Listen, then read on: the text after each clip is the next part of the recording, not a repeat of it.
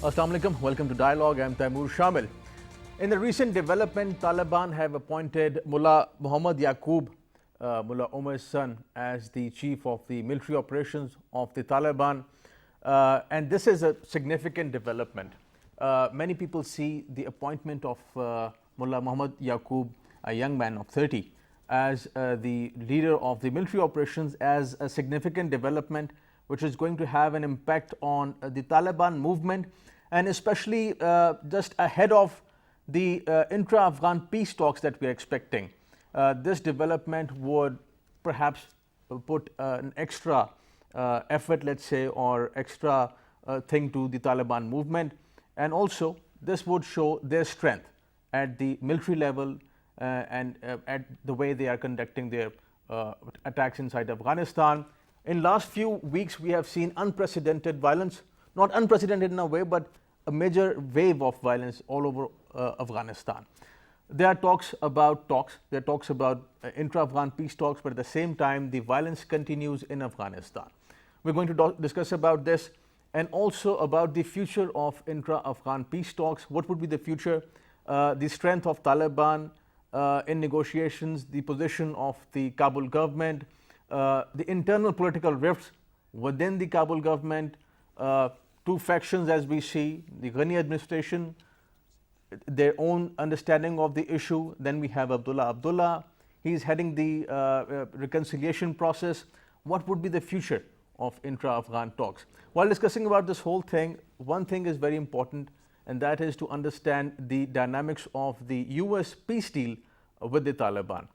Still, many people in Afghanistan, they don't understand or they don't take this peace deal as a peace deal for the people of Afghanistan. They still think that this peace deal is more about United States deal with the Taliban. Whatever the case is, the thing is that this is going to go on. We're expecting that the intra-Afghan talks would start, but as I just mentioned, what would be the scenario, political scenario in future? That is important. Also, we'll discuss about Pakistan's diplomacy, Pakistan's foreign policy vis-a-vis Afghanistan. Recently, we have seen a few developments on the Pakistan-Afghanistan front. Pakistan also has allowed the Afghan transit, Afghan trade export to go to the Wagah border and then come back. This is a major development for Pakistan as well as for Afghanistan as well. The whole security situation in Afghanistan is a question for Afghanistan and question for Pakistan as well. We'll be discussing about Pakistan's foreign policy and diplomacy and the security situation in Afghanistan. We are joined by our special guest in the studios, Dr. Jochen Hippler, renowned expert on Afghanistan affairs, and he's also the director and head of Friedrich Ebert Stiftung, a German organization based in Islamabad. Welcome to the show, Dr. Hippler. We will also be joined by Air Vice Marshal Shehzad Chaudhry, renowned expert on Pakistan's foreign policy and regional dynamics. Later, we'll also be joined by Dr. Hussain Shahid Sohrawardi, renowned senior professor and expert on Afghanistan affairs. I'll start with Dr. Hippler. This whole situation that we see in Afghanistan recently, we have seen some developments that Taliban, just ahead of the peace talks that we are expecting, they have appointed Mullah Omar's son as the chief of the military operations, Taliban's military operations.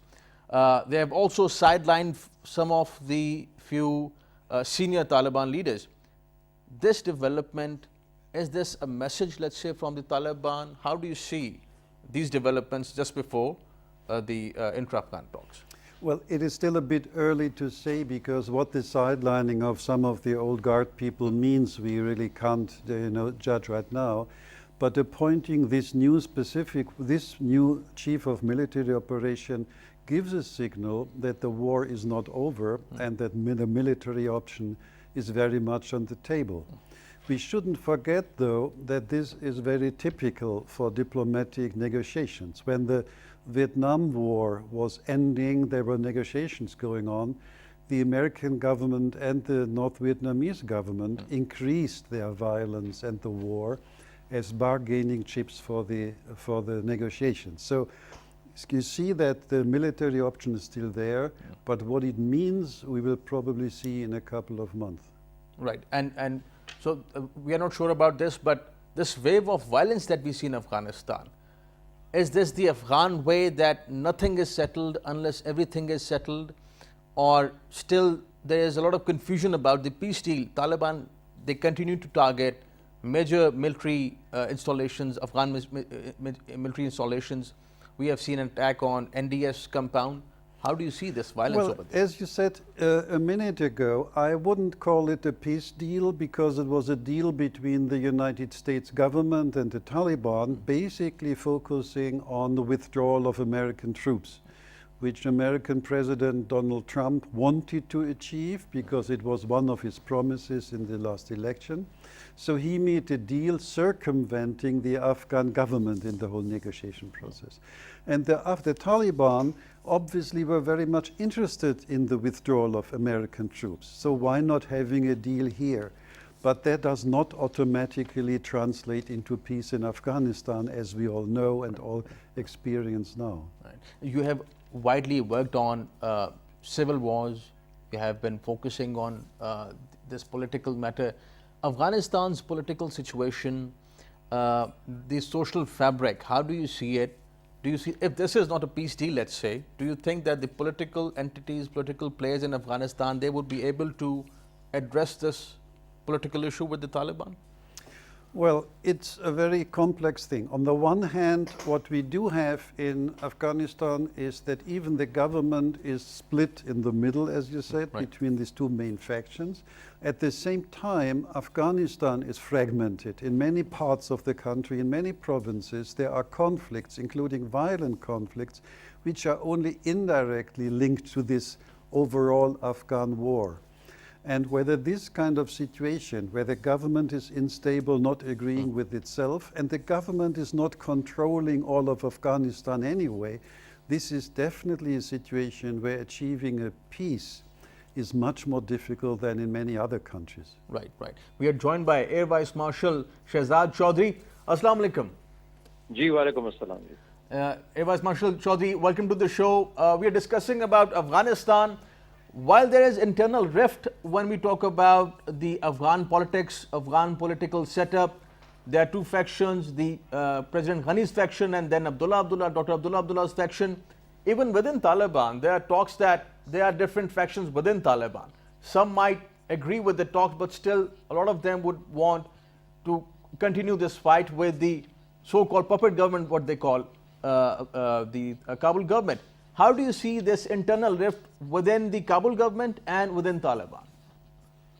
Yes, like your panelist or our panelist before was saying, I think there are multifarious factions in Afghanistan that are a party to this process.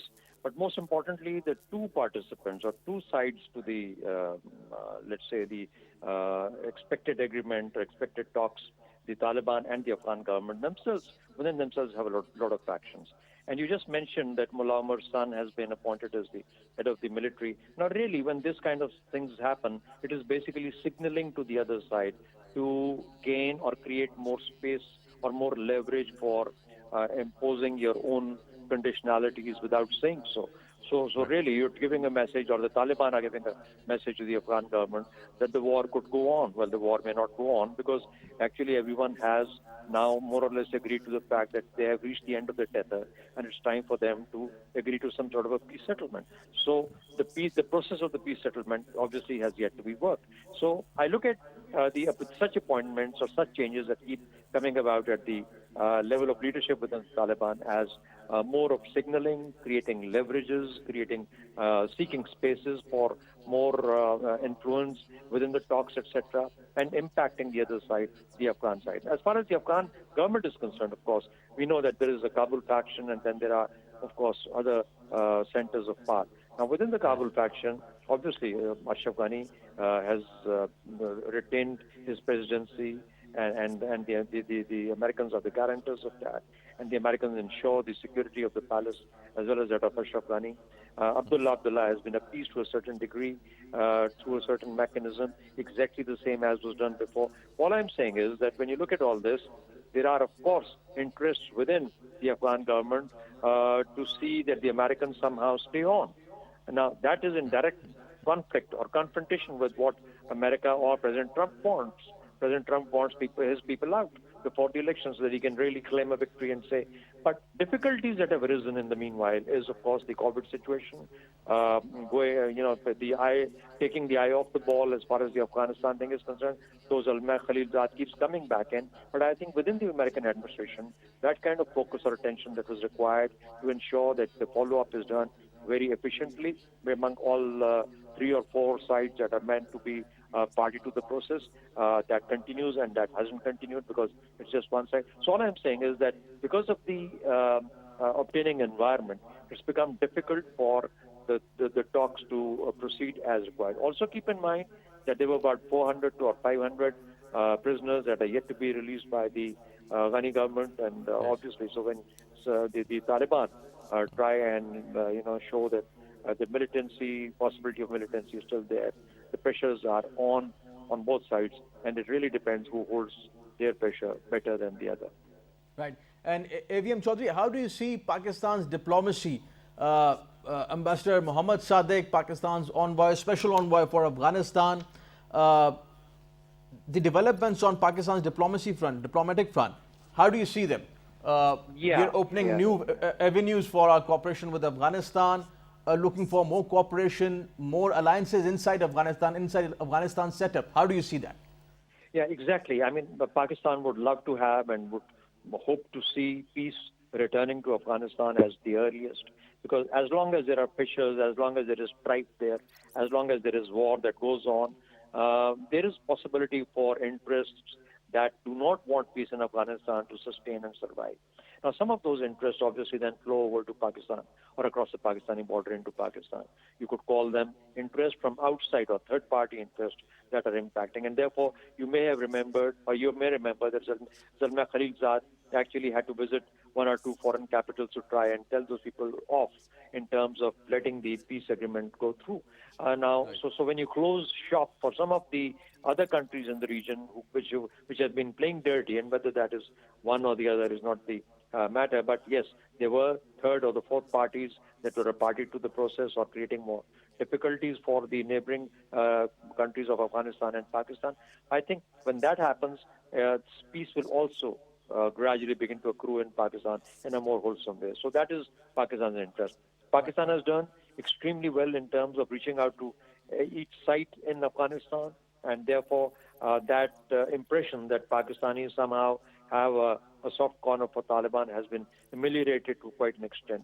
So we look at the fact that whether it is the Afghan northerners or the southern Afghans or the Pakhtuns or the Tajiks, or I think Pakistan has to look at Afghanistan as an entity and engage and deal with it as an entity, sovereign state, and we must respect that. And regardless of the fact that who is in power, that is for the Afghan people to decide. The third part of this particular diplomacy is Pakistanis permitting Afghan goods through to Delhi along the transit trade. I think it's a very positive development, and therefore it should help Afghanistan achieve some sort of an economic stability and security when they can have the assurance of free travel of goods and services through Pakistan. Right. AVM Chaudhry, please stay with us on phone call.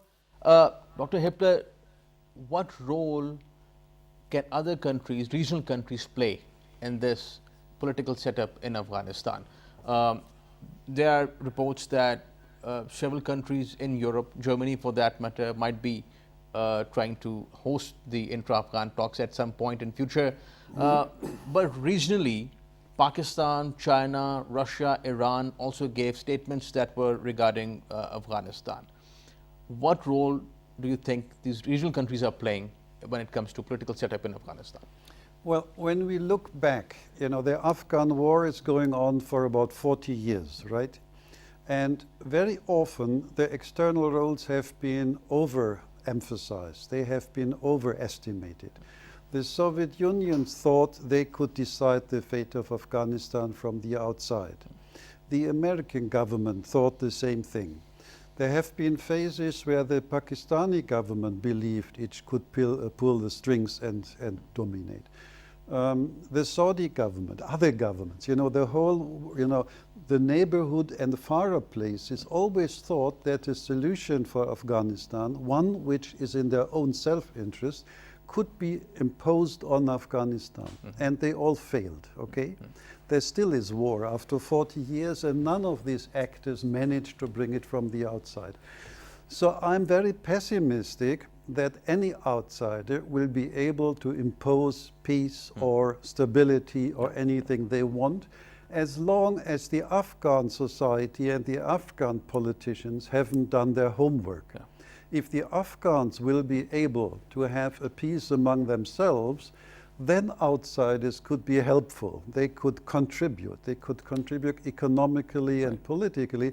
But as long as there is not a peace process in the Afghan society itself, outsiders are basically a hindrance and not very much of use to support peace. But a lot of people think that historically Afghanistan has most of the times not been very united, country. There has been this warlordism going on in Afghanistan. So how do you see that? Well, historically... It's not a new phenomenon. Even like last 40 years is not a new phenomenon. Well, that is right and wrong. The thing is that Afghanistan never was a kind of united nation state like France or Britain or someone else. It was always fragmented in tribes and ethnic groups and all kinds of things. And that was sometimes led to violence, but generally it was a kind of balance between different groups moderated by the king from Kabul. Right. But now, imagine you had situations in the last 40 years where you had up to 2,000 different armed groups in Afghanistan, competing, cooperating, doing things together, killing each other. And if you have such a situation, such a big fragmentation, and then Saudi Arabia and Iran and Pakistan and America and the Soviet Union all support specific of these groups, that makes it worse. If you leave the Afghans alone, it may not be paradise, but there is a chance of a balance establishing. But if you drop money from the outside, $3.5 billion US money in the 1980s, that's a lot of money in these times for Afghanistan. Basically, the fragmentation of the country was made much, much worse by all the outsiders trying to meddle and use it. Right. I'll welcome Dr. Hussain Shahid Sohrawardy, a renowned academic and expert on Afghanistan affairs. But before coming to Dr. Sohrawardy, I'll put my question to Air Vice Marshal Chaudhry. AVM Chaudhry, this situation in Afghanistan, as Dr. Hippler said, there is this general perception that US has sort of imposed this peace deal on Afghanistan, and they want to expedite the whole process. Now, the issue is that, of course, this political setup and understanding between the Taliban and the Kabul government would take time. Afghanistan is a different country. They have their own political dynamics, and this whole situation would take time. Do you see it that way? This expedition and expediting the process? Yeah, if I may continue with the thought process that your other guest just mentioned, I like to go back to the fact that the United States imposed a war on Afghanistan. Soviet Union imposed a war on Afghanistan. Pakistan did not impose a war on Afghanistan. So I think that differentiation must be made. Pakistan did not impose a war on Afghanistan. We received people affected by war in Pakistan who continue to reside in Pakistan today, about 2.5 million of them. So Pakistan has been affected by the war because we not only have had to host refugees from Afghan refugees, we also have had to suffer the overflow of Afghan war into Pakistan, and we know that very well as far as our western areas and northern areas are concerned. So I think Pakistan has suffered through this war. When Pakistan was made a part of it in 1979 or subsequently in 2001, it was made a conduit by external powers. We talk very easily about the role of Saudi Arabia, Pakistan, or other countries. We were asked to train. We were asked to send money. We were asked to make it possible to give money to the people that we call terrorists and, the Taliban that we call terrorists today. They were then freedom fighters, converted into whatever we call them today. So all I'm saying is that Pakistan, Mullah Omar did not not invited by Pakistan. Mullah Omar was actually pushed by the carpet bombing on the Tora Bora Hills into Pakistan. Those are the differentiation we must keep in mind. History must not be very selective once when we make a measure of how the area or region has progressed. But we've reached a point now. We've reached a point where everybody thinks it is time to let go of the war.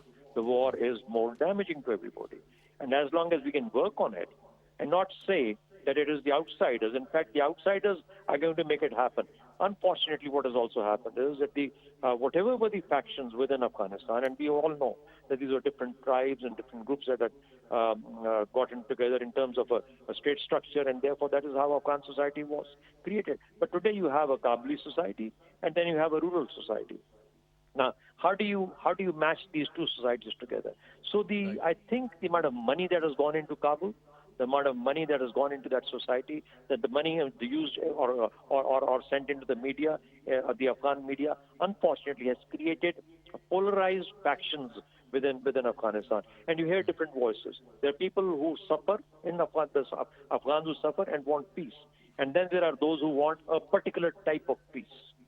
And so therefore, those are the variations there, other than the political variations and the political interests that continue to, of course, are quite alive in the Afghan government and Afghan political structures. So I think we are in a very difficult position. Ultimately, I find the war is the winner simply because of the fact that it has defeated everybody else. Nobody has been able to defeat the other side. Nobody's been able to defeat war. The war could not be extinguished. The war itself conquered everybody and tired everyone out to agree to the point and say it is impossible to continue to fight any longer, whether it is Americans, whether it is Russians or the Chinese or anyone else, or the Afghans or the Pakistanis or the Soviets or anybody. So I think everyone has now reached a point where we want to settle down into peace. As long as the world can understand that and not begin to continue to blame one external country or another. I mean, Pakistan, why does Mr. Zulma Khalilzad continue to come to Pakistan? I think he should just leave it to the Afghan government. The Afghan government has not been able to resolve their own political differences. They can't agree on a single president for Afghanistan. So why blame it on Pakistan? Pakistan is doing all that is possible to try and help. And, to please keep in mind that Tehreek-e-Taliban and Pakistan elements that continue to make their entry back into the Pakistani soil, continue to find hiding spaces, and therefore our operations have started again against those groups. So whether they are being sent in or supported by one armed faction, military faction or another, Pakistan's war continues as far as Pakistan's own borders are concerned. So I think we ourselves have an interest in peace and finding peace. And so therefore, when everybody agrees to it, surely we can convince the Afghan government and the Taliban to sit together and find peace for everyone else. Right. AVM Chaudhary, thank you for joining us. Thank you for your time. I'll put this question to Dr. Sohrawardy, that the spoilers, of course, have their role in Afghanistan. And Foreign Minister Shah Mahmood Qureshi talked about the role that spoilers can play or the deal that they can spoil in Afghanistan. And that is a big threat, not just to Afghanistan, but also to the region, to Pakistan for that matter. ISIS claimed several attacks in Afghanistan, in Kabul for that matter. Dr. Sohrawardy, how do you see the spoilers, ISIS specifically, and keeping in mind that ISIS is also supported by other countries? Do you agree with that, and how do you see it? Thank you so much, Rehman, for inviting me to give my comments on the subject. Somehow, I listened to the comments of the other two speakers to guess. I find that the subject is discussed in an isolation. Afghanistan is no longer an issue which can be limited to the people of Afghanistan. At the same time, there is no such international issue that can be limited to just one country. We are living in a society in which every country has some bits of its role in trouble, whether it is peace, construction of peace, or for that matter, mitigation of a conflict. Somehow we have to get together to resolve a problem. Number one thing. Number two important thing, let me correct a bit about AVM Chaudhary. What he said that a war was imposed upon Afghanistan. In 1979, yes, former Soviet Union, they imposed a war on Afghanistan, but it had its own dynamics, and Pakistan had its own interest in this war, and therefore we were with the United States. But what happened after 9/11 was not at all a war imposed by one country upon Afghanistan. It was a war which was warranted by United Nations resolution. Then allies, they came over and they fought against those non-state actors. And those non-state actors were there in Afghanistan, and therefore, through a United Nations resolution, this war initiated. It was not at all an imposed war. One thing. Second thing, Pakistan joined the alliance. Why? Because Pakistan was a member of United Nations. Pakistan had no other choice. Every country which was closely situated near Afghanistan, they had to fight again in a war against terror. So all the countries were together. Dr. Sarwadi, of course, we understand the dynamics that Pakistan joined the war and how US and Russia, they imposed, or as you are saying, the way they fought there was in Afghanistan. But the point is of the spoilers now at the moment, currently speaking, very briefly, and then we'll take a break, the role that spoilers are playing, Daesh, and there is this rampant perception in Pakistan that Daesh is supported and financed by, at one point, India. Do you agree with that? Rahman very rightly stated. I am borrowing a sentence from Second World War, post-Second World War, Churchill's statement. Afghanistan, in the present circumstances, is a breeding ground of pestilence and hate, where terrorism grows. So all those spoilers who were finding refuge in Afghanistan, they would like to keep it like that. They would not like peace to prevail in Afghanistan, and therefore those spoilers will try their levels best to subjugate and to subvert all this whole process. I believe that countries like Pakistan and United States and Afghans themselves, they have to deal with them with an iron hand. Right. Dr. Sarwadi, please stay with us on phone call. We'll take a break, and after the break, we are going to discuss about the spoilers in Afghanistan. Expectations are high that there is going to be intra-Afghan peace talks soon. And ahead of that, Taliban have appointed Mullah Omar's son, Mullah Yaqub, as the chief of the military operations in Afghanistan. This development is significant. But the question is that would this development have a say, let's say, in the negotiations? Would this impact the negotiations with the Afghan government, or is this just a message? Also, Pakistan's foreign policy with Afghanistan. After this break, stay with us.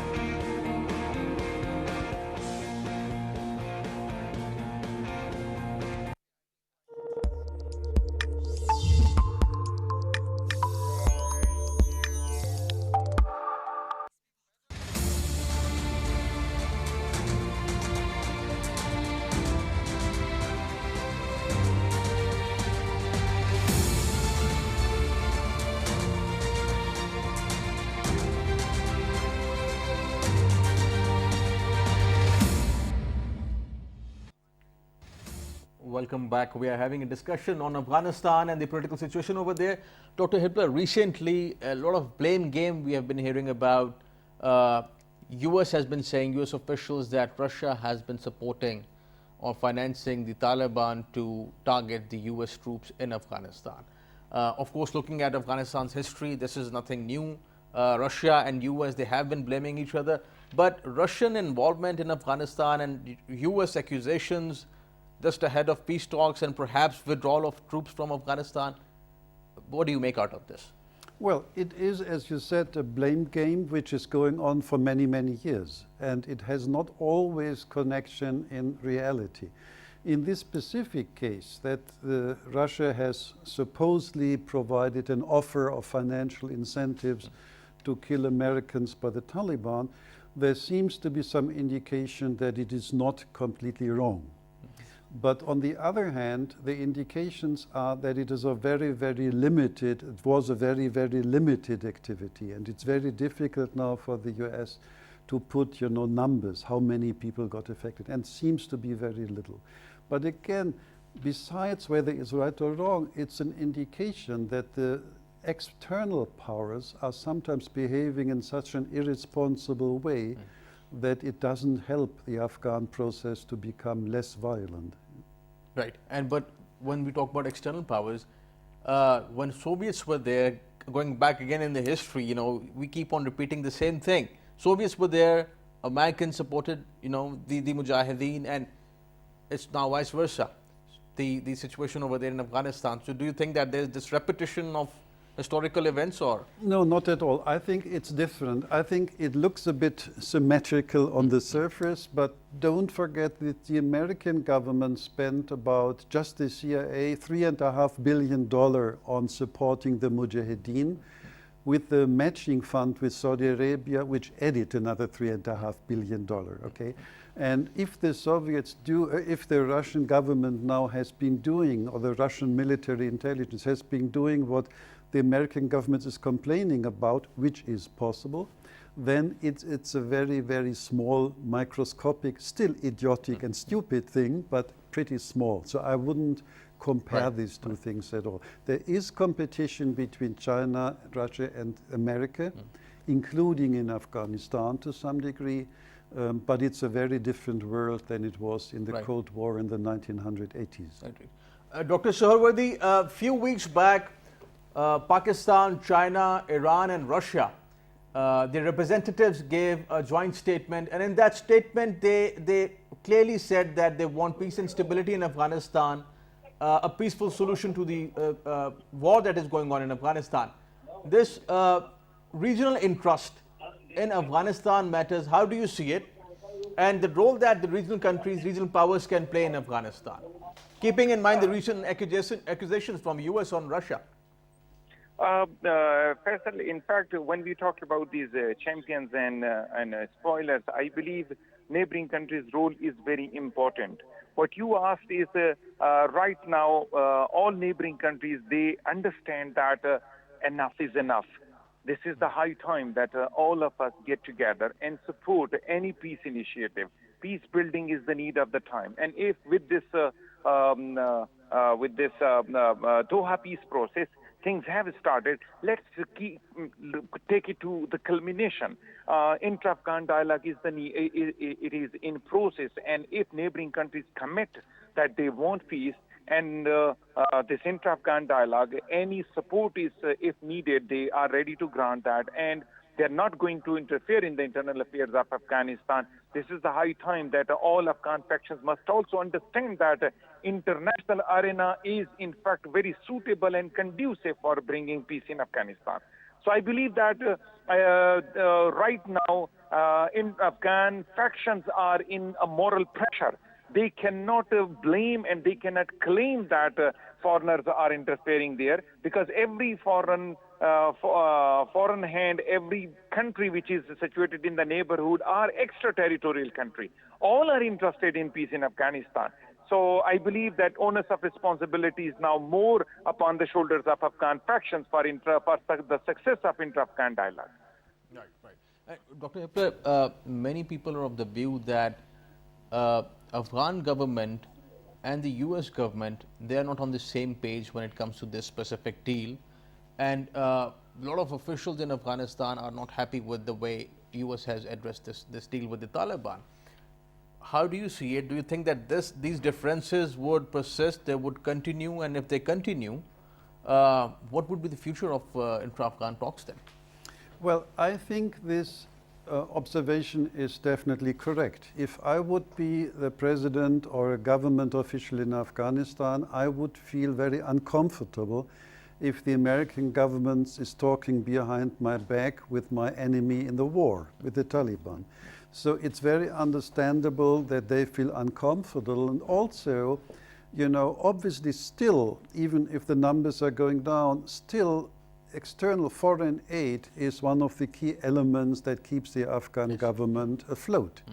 And if Afghan government is also supported by the US, you know. well, so, that's the whole yeah, point. You know, if now there would be a real functioning deal between the US and the Taliban, and then Europeans and other, you know, external actors would also withdraw their troops from Afghanistan, which is extremely likely. Nobody will stay in there if the Americans actually leave. That will in the long time lead to a reduction of foreign economic support, financial support, and everything else. And this is very frightening to the Afghan government with good reason. So I can very much understand their, you know, situation where they feel kind of squeezed now by their own partners. You know, the Americans are still the key partner of the government in Afghanistan, but their own partner is now doing things which are threatening your existence. That is not a comfortable situation they are in. And how do you see the future of Ghani administration? Well, that is something probably the Ghani doesn't know, Abdullah doesn't know, so I'm not sure myself. You know, it would be a very important precondition if the different groups in Kabul would actually come together and start to have a united kind of political will and political system. But I don't see that happening at all. So since there is no political will, this situation might continue. Dr. Suhrawardy, Ghani administration has been reluctant in releasing Taliban, a lot of them, almost 600 Taliban, which the Kabul government thinks are the most dangerous, as they call them. The release of the Taliban prisoners has been an issue. How do you think that Ghani administration is going to address this Taliban release? Are they using these 600 Taliban as a bargaining chip with the Taliban movement? Yeah, very good point you have raised. Now, this is really a confusion. While sitting outside, we have reports that the Taliban people, what they are demanding, 600 people, they are basically criminals, and they are not from the Taliban's group. Whereas Ghani says that they are criminals and we cannot release them because they have been involved in local crimes. Somehow there is a gap of communication between the two, so they have to sit together to sort this out. If this is not sorted out, of course, it would be a stumbling block in a smooth process for bringing peace in Afghanistan.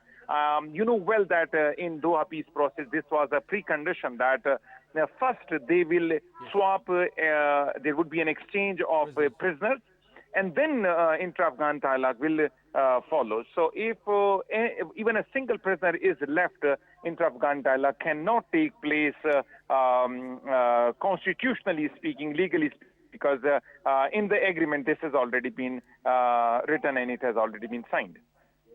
Right. Dr. Hitler, this release of the Taliban prisoners, or prisoners from both sides for that matter, has been an issue. Ghani administration, there's this perception, has been using the release of the Taliban prisoners as a bargaining chip. Do you see this deal of the prisoner release or not releasing the prisoners as a viable, let's say, tactic or a way of dealing with the Taliban? Well, I think you are right, but this kind of the prisoner release of Taliban prisoners has two aspects to me. The first one is the one that you said. It's about a bargaining chip. What other bargaining chip does the Afghan government have if they lose gradually, you know, American support? They don't have so good cards in regard to this. But the second thing also is that the release of the prisoners is also something which was imposed on the Afghan governments by Trump and the Taliban, and they never wanted it. So I didn't expect they would very enthusiastic go ahead and you know, release everybody that's supposed to be released. They want to make clear that this is not their own project, that is something imposed from the outside by Trump. So they are forced to do it because of their dependency, but they are trying to also demonstrate that it's not their thing and they would prefer not to do it at all. So it is some, bargaining chip, but also a political signal that we have been cheated by our partners in Washington. But for the people of Afghanistan, I'll get back to you on this question. Dr. Suhrawardee, this point is very interesting that Dr. Hilpert just raised, that they don't probably have any other bargaining point to have with the Taliban. If they lose these Taliban prisoners, what else is the Kabul government going to do with the Taliban? But the thing is, there is this perception that the Kabul government is also looking for its own vested interest. In this situation, almost all the parties, the Taliban, Kabul government, and the U.S., they are working for their own interest. Is that so, or are they working for the people of Afghanistan? Faisal, let me answer in 2 points. So number one thing, we have reached to the final stage of bringing peace, building peace in Afghanistan. When we are in the final stage, we shouldn't keep anything for the heydays, as we say in our own lexicon. We have to release the prisoners. Prisoner swap must take place so that sincerity of intent may be expressed to the other party. When I say other party, I mean from the both sides. Like Taliban have to release all the prisoners, and the Kabul regime has to release all the Taliban prisoners. Number one thing. Number second important thing, I fear there is some kind of a gap what your guest in the studio is saying and what you are asking. The question is that Zalmay Khalilzad, whenever he was going to Doha for finalizing this agreement, which took 18 months, all during the 18 months, he was first going to meet, he was landing in Kabul, he was consulting Dr. Ashraf Ghani, he was consulting Dr. Abdullah, and then he was proceeding to Doha. So which means that whatever happened on 29th of February this year, it was all in consonance with the government of Afghanistan. Kabul regime was equally there and they knew everything that was taking place there. So somehow I cannot be party to this argument that whatever happened in Doha was in fact an outside development which is right now being imposed upon the Kabul regime. Had there been another president other than Dr. Ashraf Ghani, probably I would have really reconsidered it being a new president of the country. But because he is the same president who was there in the last term, I believe it shouldn't be a surprise for him. He knew everything. And the last very important thing is Kabul regime cannot survive, and I repeat, cannot survive without the support of America. They cannot live without America. Even President Ghani said that Kabul administration or the government cannot survive without the US support for even 6 months. But interestingly, Afghan presidents, even in the past, they end up criticizing US. President Karzai in the past and now President Ghani off and on, very critical of US. But we have to understand that primarily there are two belligerents, Taliban and the US. And Kabul government is supported by the US. How is the equation? How do you see it? Well, I think that is relatively easy to explain because, President Karzai in his days had he was dependent as well, financially, militarily, regards. But on the other hand, the US government was also dependent on Karzai and the Afghan government.